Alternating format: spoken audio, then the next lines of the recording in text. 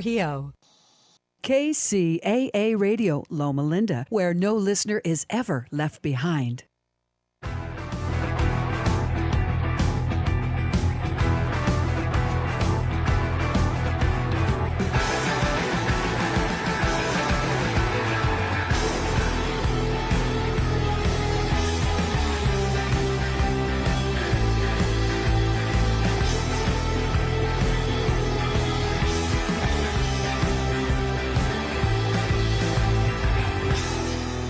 Welcome everybody. This is Damon Hart, Foxy Homebuyer, the Foxy Homebuyer, and I want to welcome everyone here to another episode of The Real Men of Real Estate. I'm going to be your host today in this episode, and I'm super excited because we have a really awesome guest here today.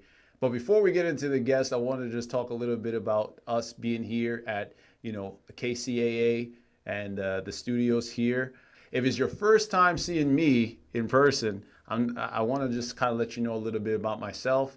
I'm a long-term investor. I've been in the real estate business over the last 15 years. I started out in single-family real estate. Now, what does that mean? I was just a guy that had a friend that, I went to a seminar years ago when there were seminars that happened. And I got started by just buying my first house, flipping it to another investor and making a little bit of money. And eventually I got enough guts to go and do it a little bit more, grow a little bit and do another house and another house. And years later, we've purchased over $50 million in real estate. And I've helped thousands of people get exposed to real estate and also helped several folks, personally get into real estate investing. So, the cool thing about what we're able to do here at Foxy Homebuyer, and I've been able to do with my team, is expose just the world and the land of real estate. For a lot of folks, it's foreign to them to understand how. Everybody knows that money is made in real estate, but just how. And I feel like we've done a fantastic job over the last several years to just be able to show people it doesn't have to be complicated. And it doesn't have to be just one way. One thing that people can know with real estate and Foxy Homebuyer is just to make sure that they stay plugged into what we have available.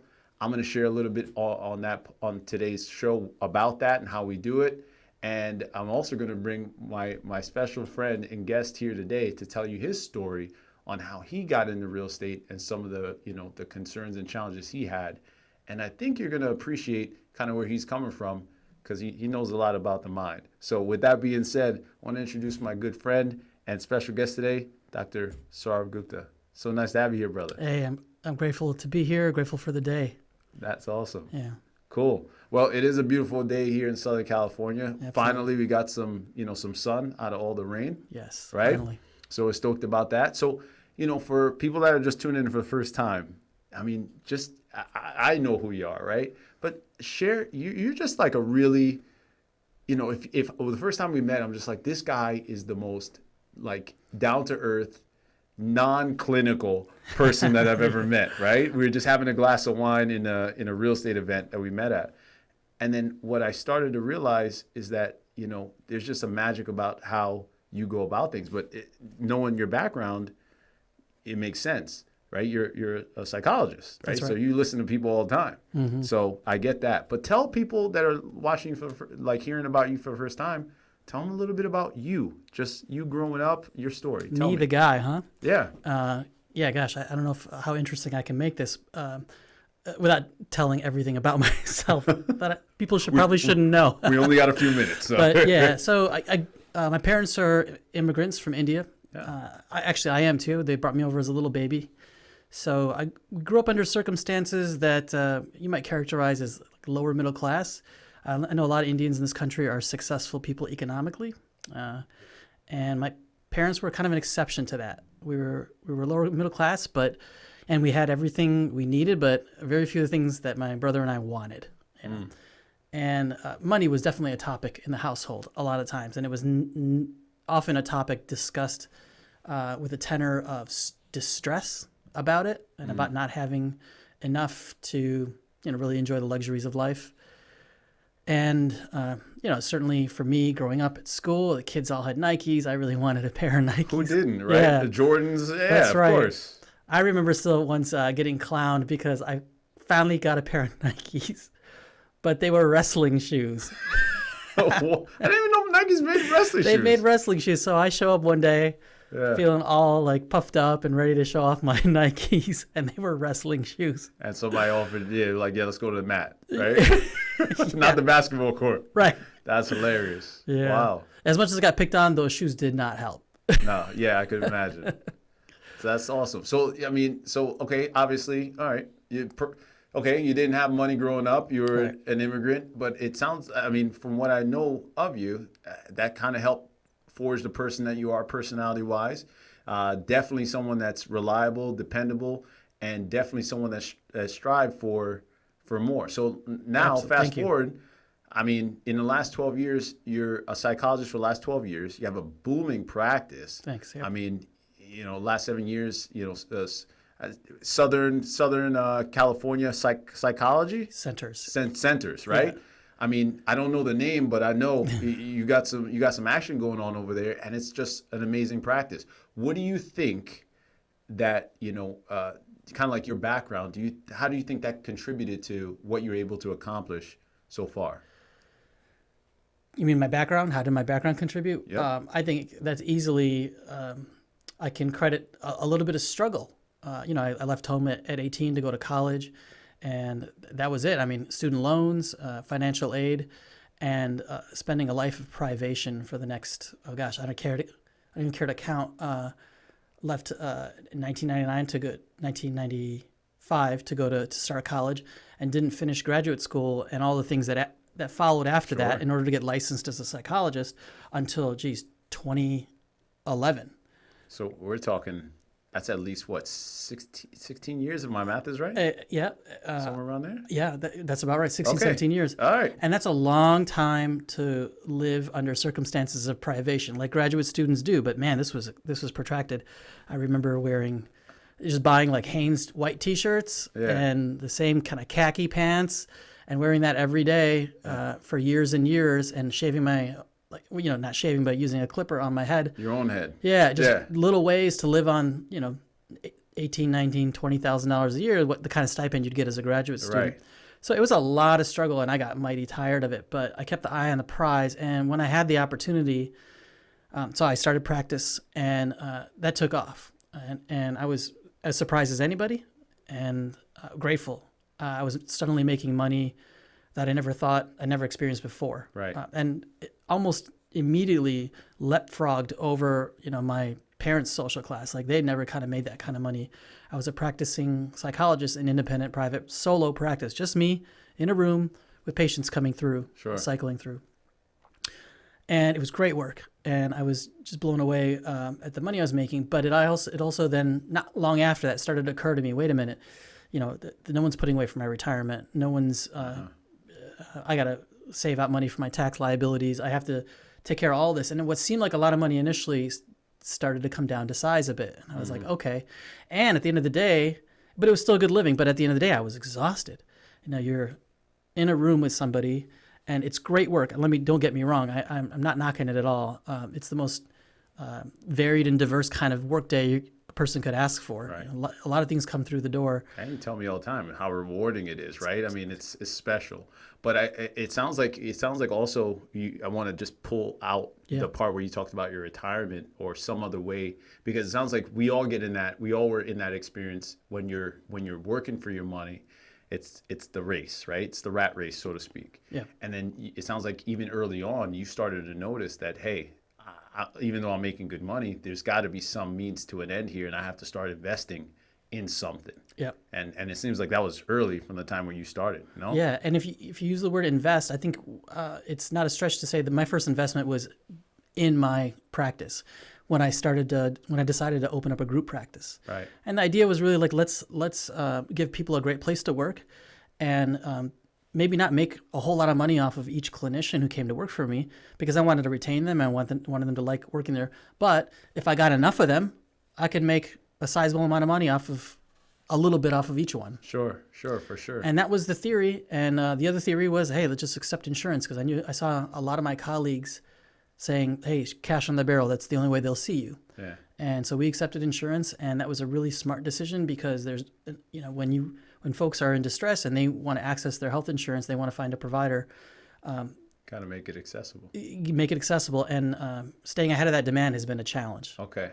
Well, I mean, it sounds like you did a lot of things right? Aside from the Nikes, let's keep it real, right? That was probably your one drawback in life. But if we only had Nikes wrong in life, you're okay. And then in your practice, it seems like one good decision after another. So what I'd like to kind of get into for everybody listening here is just your thought process. Then years later, once you've established this growing business, things are going good for you. Then what starts to happen in your mind? Start having a family, a baby and all that stuff. What you start thinking about after that? And I think it's going to relate very, very tight back to everybody else and what they thought, what their process is. Because, I mean, we're all people on the same road doing the same things, essentially. Mm-hmm. So why don't we do this? We're going to take a quick break. Okay. Because I can just see you. I know you're just ready to talk about this real estate thing. Let's take a quick break here and then come back right after, and we'll jump right back in with Saurabh and get to hear his story about how he got started in real estate investing and what that started to unfold for him. So stay tuned. Fire Up Connect is the most innovative business networking group, supporting and collaborating with a dozen of small businesses that are interested in building and establishing strong business connections, hosting educational live seminars while carrying out business and community-driven projects, as well as marketing programs as a part of its membership program. Fire Up Connect also offers virtual assistance with a wide range of services including inbound customer support, chat support, appointment setting and email management, graphic designing, video editing, web design and development, social media marketing, e-commerce solution, content writing and much more. For more information, head on over to www.fireupconnect.com. Fire Up Connect, helping success stories unfold every day.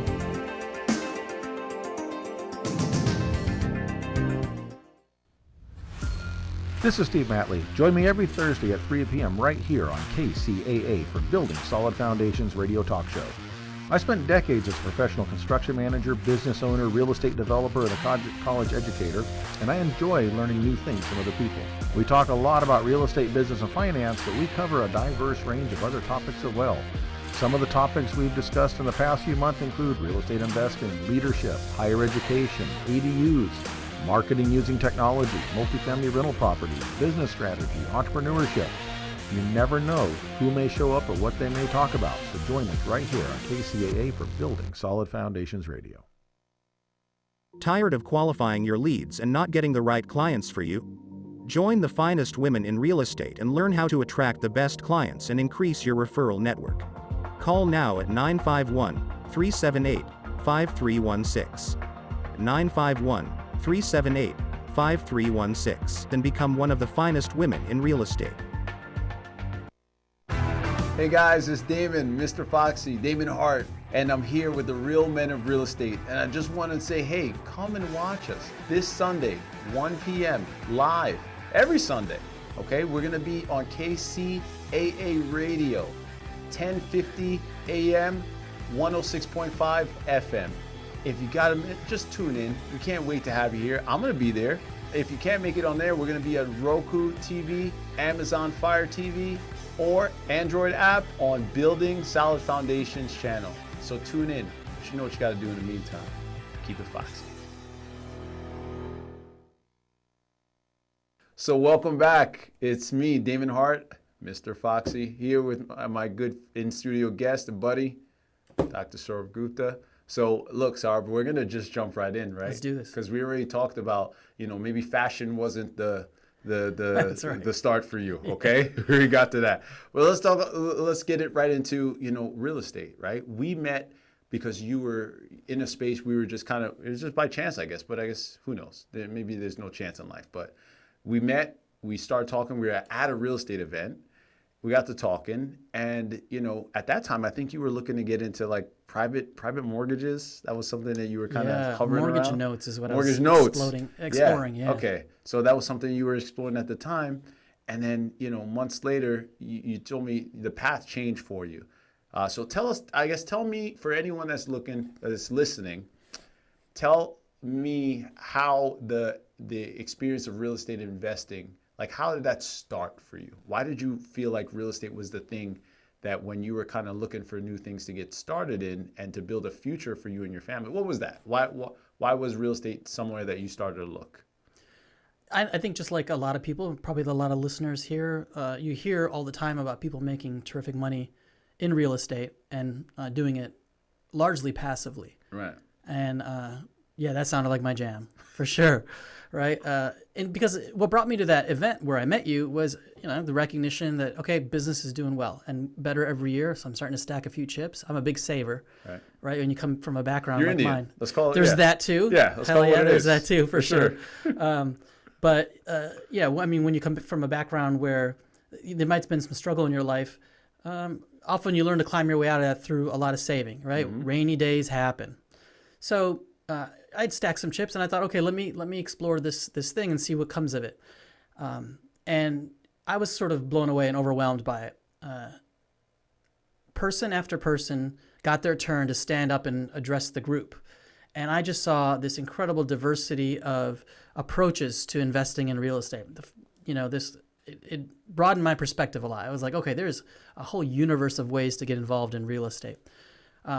One presentation, as you mentioned a moment ago, was on mortgage notes. Right. And the guy got up there kind of making breathless claims about how great it was to be, basically the bank and essentially buy up mortgage notes from other banks and then essentially just sit back and collect the money.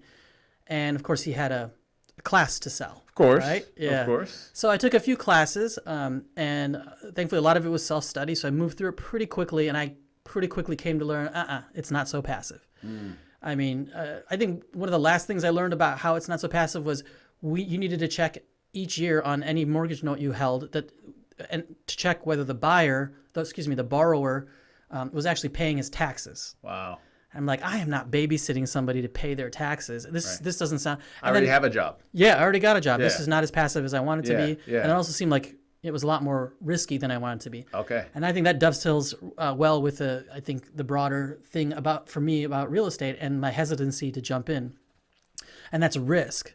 So ultimately, my sort of fear of risk, really ended up resulting in me declining to do any of the different things that I saw because I felt like I had zero idea about how to assess risk in any of these things that these people were doing. Right. They're bridge loans and house flipping, etc. And I thought, okay, these are great, but I don't have any clue how to not make a stupid mistake. A stupid call. Sure. Yeah, there's a term in psychology. It's called, I think it's from behavioral economics. It's risk aversion, right? And I think that's a pretty simple idea. Just the name of it kind of explains it all. But it's really human beings tend to be averse to taking risks. And what's at the heart of that is this desire to avoid a really painful, psychologically painful outcome and a painful sort of psychological state, and that is regret. Right. We really want to avoid feeling like we regret making a move. We feel foolish. We feel stupid. Sure. We feel like all of our mistakes just come straight. They're presented to us straight in the face. And you can't help but think, man, how could you be so dumb? Right. Why didn't you see this coming? That sort of thing. And so, yeah, I came away just saying, okay, I guess this isn't for me. And then I just handed my chips over to a wealth manager. Okay. And, let's see how they do. But in the short term, the returns are fine and it's a long game and eventually I'll do great just doing that. But I still kind of felt like, there's got to be something more. But your friendship with mine, it evolved and I got to know a little bit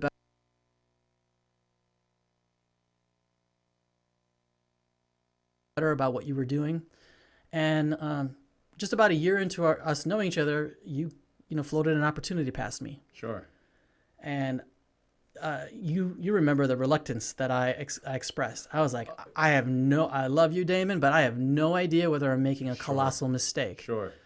And, I had no idea how to, and it's not because of anything about you, but it was about my own ignorance, which I was totally upfront about and I'm okay with, right? I'm okay with being registering my own ignorance about things. Right. Because that's how we do better, right? You're like, For sure. I don't know. I don't know. Maybe I'll ask people. Maybe I'll figure this out, or maybe I won't figure it out. And then, you know, and so I was honest with myself and with everybody else, with you. Like, I don't know how to assess risk in this. I could plunk down a bunch of cash to put at this investment opportunity you've presented me with, but how the hell am I going to know whether whether that was good money thrown after bad? Well, let me say this. I think your line of questioning, because we've been at this a long time, right? And it's only within the last 5 years we started to take investments. I remember my first offer to a customer when we had a project that we were looking for financing.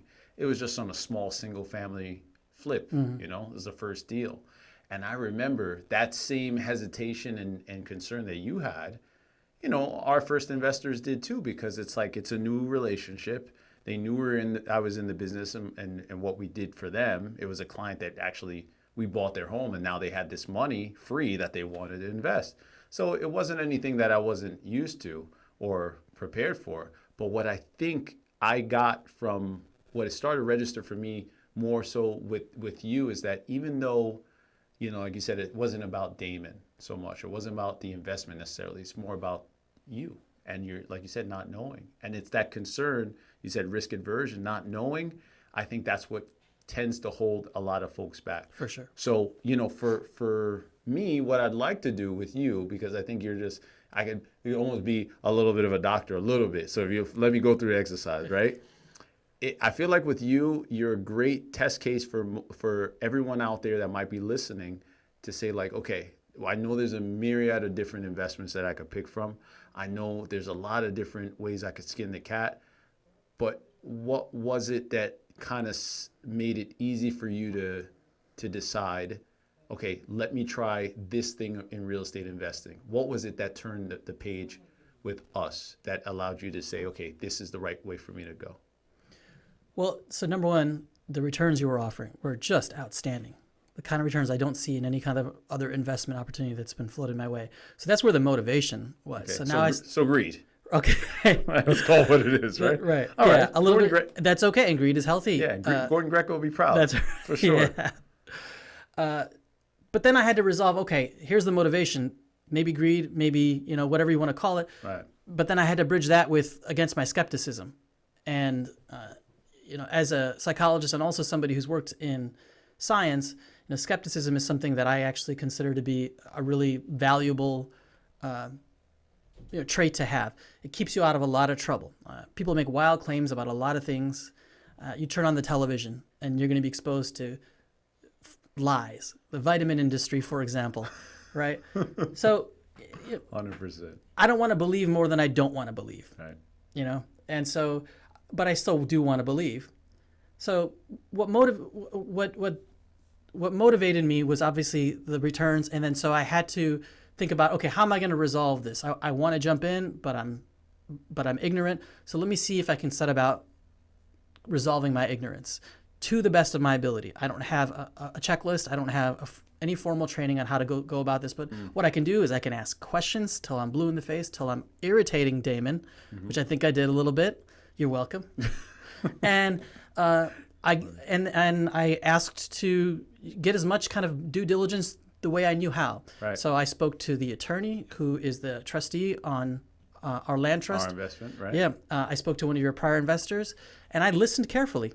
And you know, what I was looking for was, hey, am I being sold here, or am I being given the opportunity just to you know, cold-bloodedly evaluate the facts of the situation against statutes, against history, against everything else I know about you. Right. Everything else that you could assess on your own. Right. And I think that's powerful because, you know, if I often put myself in the position that I was when I started out, right? I didn't know much. I went to a seminar. I got a little bit of education, and they said, go to work. And I tell people that, you know, it isn't any more simple than just getting a resolve to say, okay, I'm going to do this thing, but I'm going to do it in a way that I feel comfortable. And I know that there's going to be a risk, because for you to do anything different, you're going to have to risk something. That's right. But just be okay prepared, not expecting things to not go right, but knowing that you can take the step and have it turn out the way that you want, evaluating what the possibilities would be. And I think you did a fantastic job of that and explaining that just now. For anybody that's listening, it's just one of those things where we all are going to go through that process, but it's how you get through it. And the most important part for you is you took action. And I think that to me is magic. So before we get too deep into that, Yep. I'd like to take just a quick break.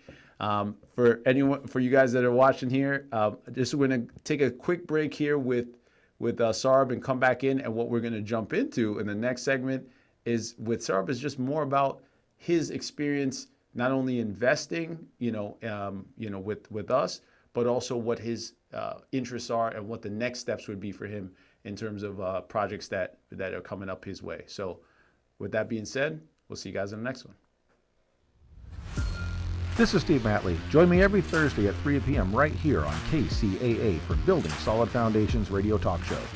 I spent decades as a professional construction manager, business owner, real estate developer, and a college educator, and I enjoy learning new things from other people. We talk a lot about real estate, business, and finance, but we cover a diverse range of other topics as well.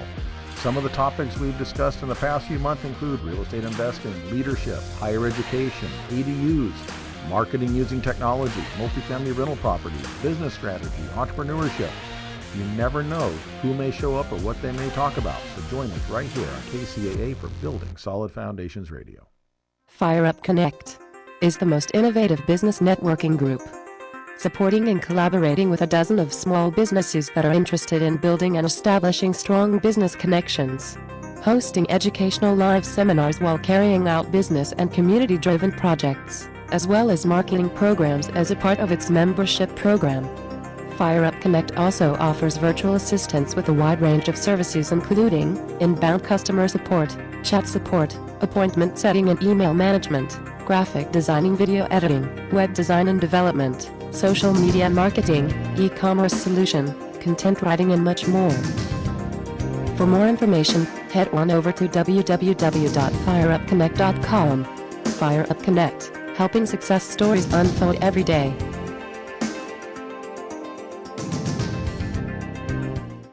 Tired of qualifying your leads and not getting the right clients for you?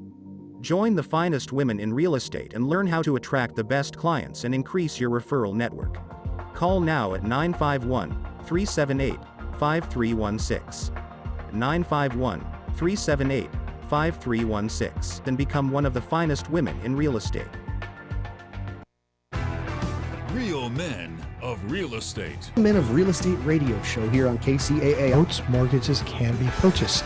All of us want to live in thriving communities. Basically, go to the radio station, KCAAradio.com.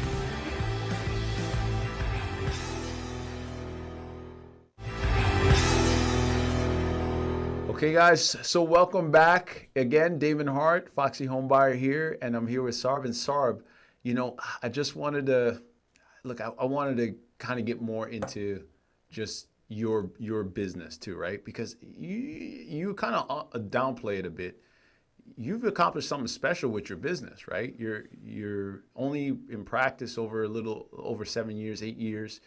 You guys are doing very well in terms of serving the community. You're one of the best providers in your network. Like, you guys are doing something that very few businesses do and establish a really great, successful way. Now, as a product of that, you got some things. Ladies, he's already taking for, right? But like, you have some assets now that you want to put places. You have some cash you need to put places. I guess, tell us a little bit about, now that you're into real estate investing, now working with us, now what are some of the investments that you're looking at to kind of take more advantage of, as opposed to just a traditional, just let me get a specific return? Yeah. Having, a war chest, a largesse to, that's a product of something that I built. That's fantastic. It's a great feeling. For sure. But then you want to see that money grow. And you want to see it grow in a way that isn't by virtue of your labor or by the virtue of other people's labor that you hire, but you just want something that'll grow on its own. Money that begets money. And I was really enamored and enchanted with that idea. But what I came to learn about in real estate investing is not only can you enjoy that, but living in America and living in California, that means you got the federal government that wants a piece of that, and so does the state government. Amen. And between federal and state, at my income bracket, it's like I'm practically working for the state, And so clearly the implications for tax liability and the mitigation of the same made real estate really, really very attractive. I could hardly believe when I got to learn about depreciation and how that works, and then how to, in some circumstances, accelerate depreciation on an investment through cost segregation studies, right? Right, yeah, of course. These are wild rules. I'm still becoming acquainted with them, and they just seem like, okay, I get who wrote these, and I get who they were written for. Right. So I'm going to be one of those people for whom they were written. For sure. Right. And I think that's been an incredible draw for me into real estate. That's awesome. And, it's funny. And we're just going to blame Trump, right? We're going to blame Trump for that. They're writing the rules. Because, just that? Okay. Yeah, just that. You talk about the folks that understand the tax law. And that's one of the most empowering things that I experienced being in real estate investing and now helping people to earn returns, but also show them how to use the benefit of real estate to get that tax advantage. It's amazing because you can take someone that has worked so hard to build the income that they all, and that's all we preach, right? For the most part, it's like go out and get a job and get to the top and income. Yeah. But very few people ever talk about, okay, now that we have all this money coming in, how in the heck do we make sure that we don't pay an exorbitant amount? Because I tell you one thing, Bezos is doing it, right? Musk is doing it, even Trump. We'll even go to, and everybody else that understands the tax laws. We all know, we've all heard the adage, the wealthy, they're all buying real estate. And there's got to be a reason why. And that's what I love sharing the most with people. So it sounds like you've experienced that just even in a short while in investing. And that seems like that's the next progress for you, right? Like those are the assets that you're starting to look at, right? Those projects. Absolutely. And you know me, I ask a lot of questions. So my question was, wait a minute, so this depreciation you're taking, this big discount on your taxes, you don't have to pay that back. And as a matter of fact, you do. There's a thing called depreciation recapture. However, through asking more questions, I came to learn, wait a minute, that's okay, because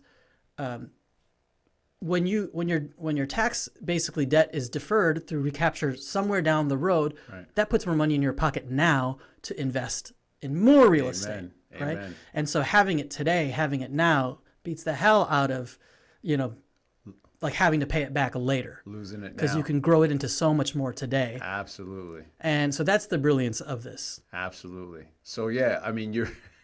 And also, if you die with it, then it just gets that gets handed over to your children, right? Yeah. And the value at which it is when you die, that's a step up in cost basis, Right. That your children just get to enjoy. Now the recapture is still there, looming, but now the capital gains is been negated, Right.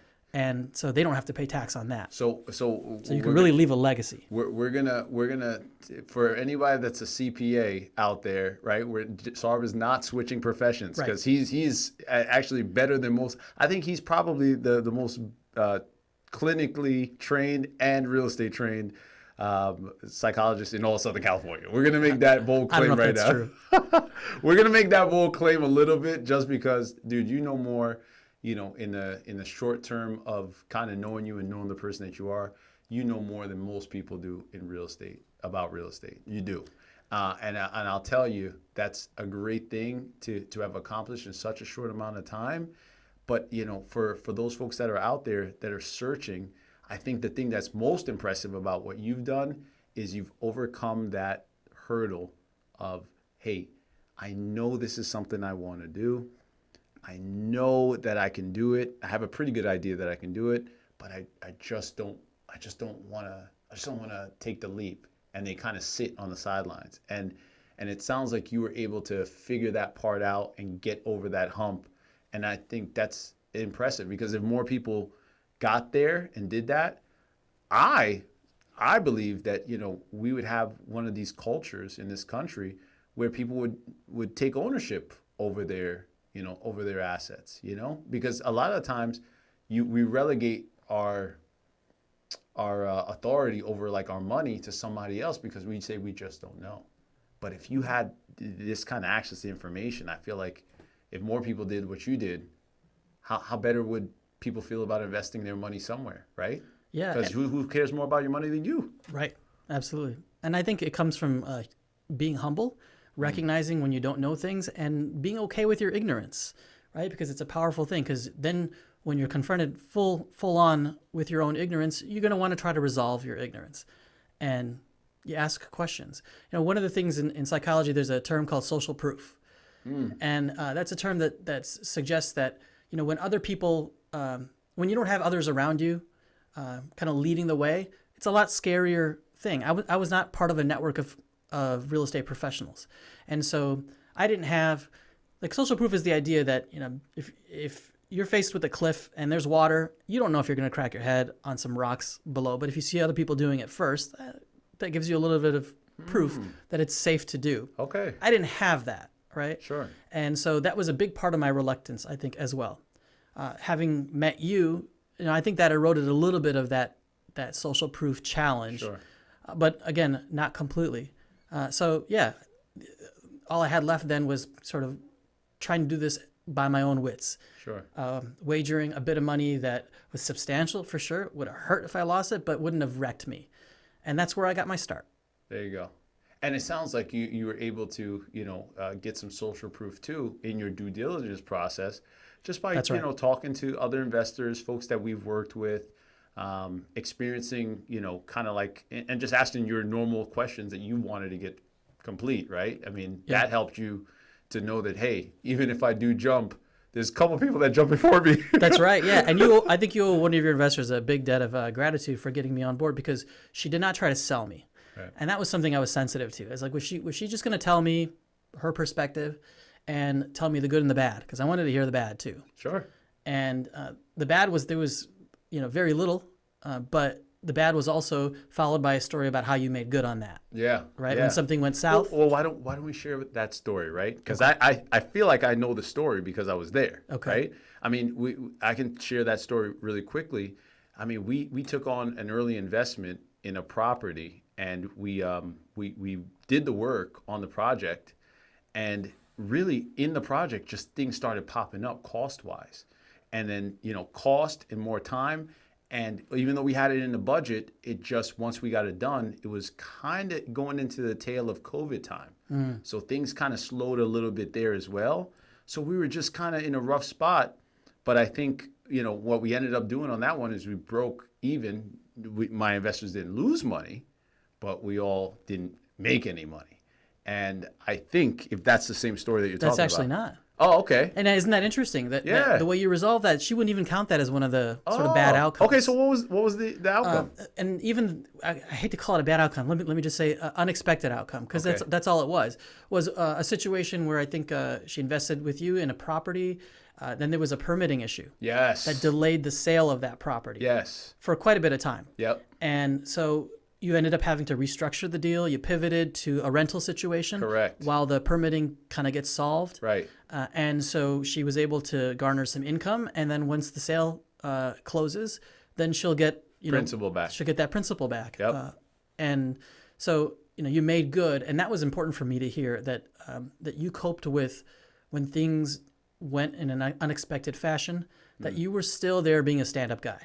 Well, yeah, that's appreciated. But, so I think it's a perfect segue into kind of just how the overall thought process should be for an investor. Because I think you pointed on something that's really important, and I think it would help minimize a lot of the concern that people have. And I think we're going to get into a little bit of that here in the next segment. Okay. So, hey, why don't we just take a quick break? We're going to come back here with Saurabh, and we're going to let you guys know exactly what it is that you should look for when working with someone in real estate and how you can get started that way. So stay tuned, and we'll see you in the next one. This is Steve Matley. Join me every Thursday at 3 p.m. right here on KCAA for Building Solid Foundations Radio Talk Show. I spent decades as a professional construction manager, business owner, real estate developer, and a college educator, and I enjoy learning new things from other people. We talk a lot about real estate, business, and finance, but we cover a diverse range of other topics as well. Some of the topics we've discussed in the past few months include real estate investing, leadership, higher education, ADUs, marketing using technology, multifamily rental properties, business strategy, entrepreneurship. You never know who may show up or what they may talk about, so join us right here on KCAA for Building Solid Foundations Radio. Looking to attract your target market without soliciting or doing the cold calling? Call Marie Waite and book your consultation. Branding gives you the power to create a unique and classy perception of your business for your target audience. A marketing plan without the right branding will always cost more, take longer, and tend to deliver subpar results compared to a well-branded business. Marie Waite is a branding strategist who formulates effective marketing and media programs to promote your business in building your name, brand, and legacy. Marie has over 10 years of experience and a proven record of creating strong brand content for business owners, entrepreneurs, and companies using her creative ideas, recommendations, and innovative programs. Book now at mariewaite.com or call her at 951-378-5316, 951-378-5316. Hey guys, it's Damon, Mr. Foxy, Damon Hart, and I'm here with the real men of real estate. And I just want to say, hey, come and watch us this Sunday, 1 p.m. live, every Sunday. Okay, we're gonna be on KCAA Radio, 1050 AM, 106.5 FM. If you got a minute, just tune in. We can't wait to have you here. I'm gonna be there. If you can't make it on there, we're gonna be at Roku TV, Amazon Fire TV, or Android app on Building Solid Foundations channel. So tune in. But you know what you got to do in the meantime. Keep it foxy. Fire Up Connect is the most innovative business networking group, supporting and collaborating with a dozen of small businesses that are interested in building and establishing strong business connections, hosting educational live seminars while carrying out business and community-driven projects, as well as marketing programs as a part of its membership program. Fire Up Connect also offers virtual assistance with a wide range of services including inbound customer support, chat support, appointment setting and email management, graphic designing, video editing, web design and development, social media marketing, e-commerce solution, content writing and much more. For more information, head on over to www.fireupconnect.com. Fire Up Connect, helping success stories unfold every day.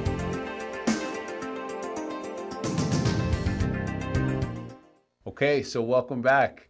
All right, Sarb, so we were just talking a little bit about, just our what's the keys to being finding a great investment, and also what to look for in working with someone. Because it's my opinion, okay, just my opinion, that for people to get into real estate, I strongly recommend that you get involved with someone that you trust and someone that has a track record, okay? And the same thing we talked about, I think is important because it's gonna take social proof, right? Mm-hmm. It's gonna take a lot for one person sitting out there on that cliff to take that dive and just say, yeah, I'm gonna do it. But if you can go with someone that's jumped a whole bunch of times and everybody else can tell you, oh, he's an experienced jumper, mm-hmm. right? That's the guy I wanna go with. Mm-hmm. Like, I think that's what's important. And then what you also wanna look for in those same conversations is something that you did almost, instinctively. You said, okay, well, tell me the bad, and if you can live with the bad and what that person, had to endure in an investment, because there's always, look, with any investment, there's risk. You know that. Absolutely. Right? So if you can endure that, and that's the thing that you can, and no matter what, you can live with that. I don't know, that's just me. I think, isn't that a good foundation to start for somebody that didn't have a ton of real estate experience, but definitely wanted to get in? What would you say? Absolutely. One of the things that we don't have, which if somebody could figure out how to do this, would be brilliant. We don't have a credit rating system for real estate investors who are making an offering, right? They want your money. You have no way, if you don't know them, if you don't know their track record, if you don't know people who've invested with them before, no way to know if this person's just going to walk off with your money or if they're going to make good. So yeah, being able to talk to one of your investors and just getting the straight up truth that not only did you weather unexpected, inclement events with grace and honesty, but you also didn't duck them and dodge them. Right. And you were there for the phone calls. You were there to explain. It's like I say, everybody can accept that bad things happen. Unpredictable, inclement weather does rain on people sometimes. But what's important is that your investing partners are there to discuss, in an honest way, what's happening. They're there to confront it with you. Versus, I know it's a common human impulse to say, okay, I got bad news. I don't want to give this bad news to my investor. Sure. So I'm going to be scarce for a little while. And that's never the right philosophy. Totally the wrong philosophy. Right? Yeah. It's the kind of thing that robs your investor of all confidence they have in you. Yeah. And she let me know you didn't do that. And that was important for me to hear. And she let me know that she trusts you implicitly, and that you've been totally forthright with the good and the bad.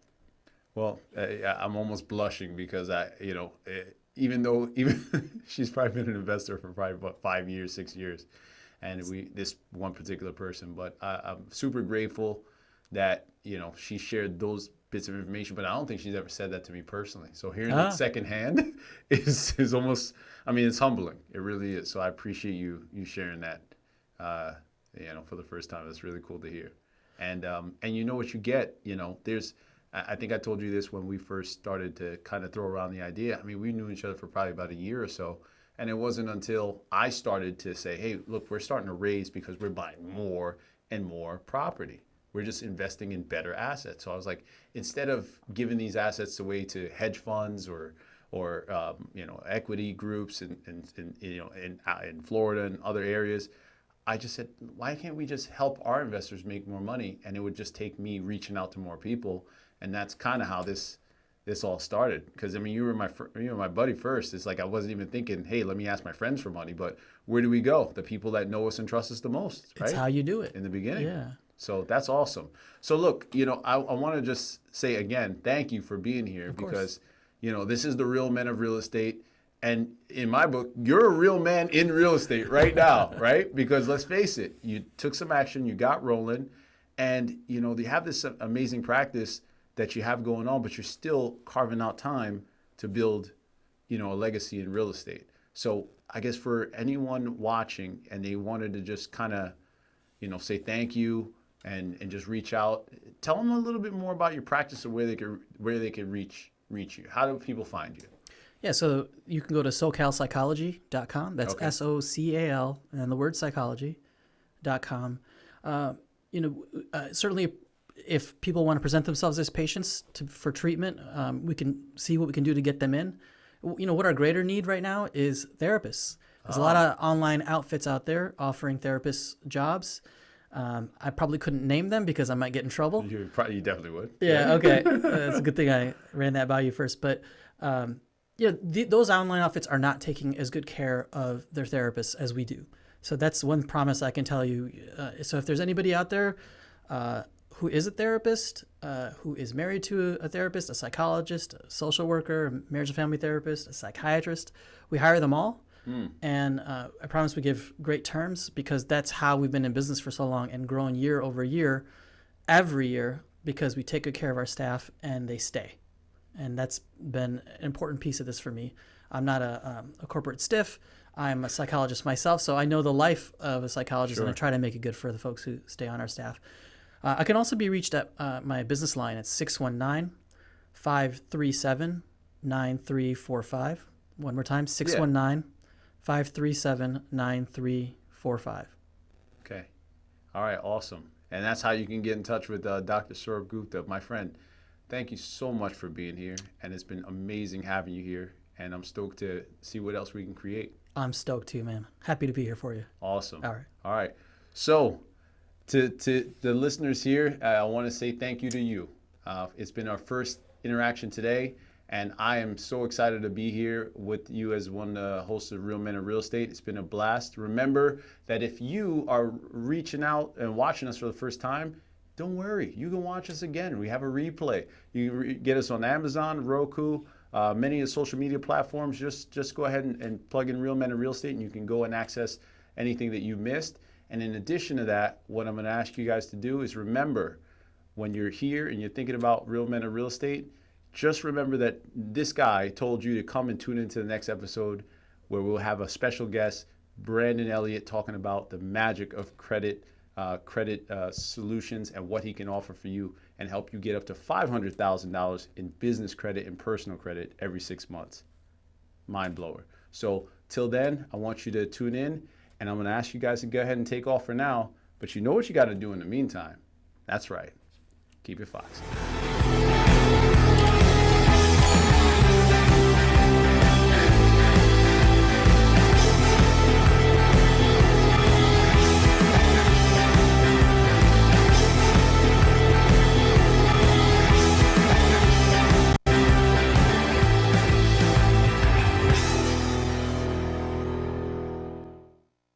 For more local radio every day, listen to KC.